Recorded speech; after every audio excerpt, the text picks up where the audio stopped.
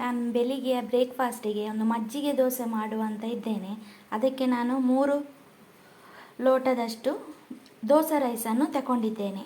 ಅಂದರೆ ಬೆಳ್ತಿಗೆ ಅಕ್ಕಿ, ಒಂದು 3 ಮುಷ್ಟಿಯಷ್ಟು ಅವಲಕ್ಕಿ, ನಂತರ 3/4 ಲೋಟ ಮಜ್ಜಿಗೆ, ನಂತರ ರುಚಿಗೆ ತಕ್ಕಷ್ಟು ಉಪ್ಪು.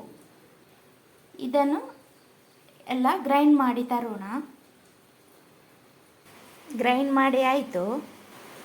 ನಾನು ರುಚಿಗೆ ಸ್ವಲ್ಪ ಬೆಲ್ಲವನ್ನು ಆ್ಯಡ್ ಮಾಡ್ತಾ ಇದ್ದೇನೆ. ಇದನ್ನೊಂದು 5 ಗಂಟೆ ಹುಳಿ ಬರಲಿಕ್ಕೆ ಇಡಬೇಕು, ಆವಾಗ ದೋಸೆ ಟೇಸ್ಟಿ ಬರುತ್ತೆ. ನಾನಿದನ್ನು ಬೆಳಿಗ್ಗೆ ಮಾಡೋದು. ಇನ್ನು ದೋಸೆ ಇಟ್ಟು ಚೆನ್ನಾಗಿ ಹುಳಿ ಬಂದಿದೆ. ಈಗ dosa ಕಾಯಿಸುವ.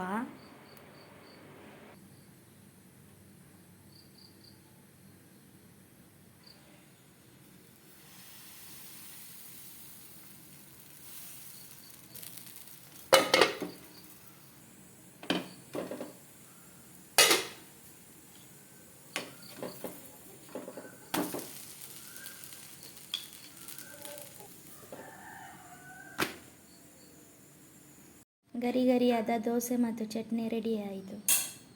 Thank you for watching.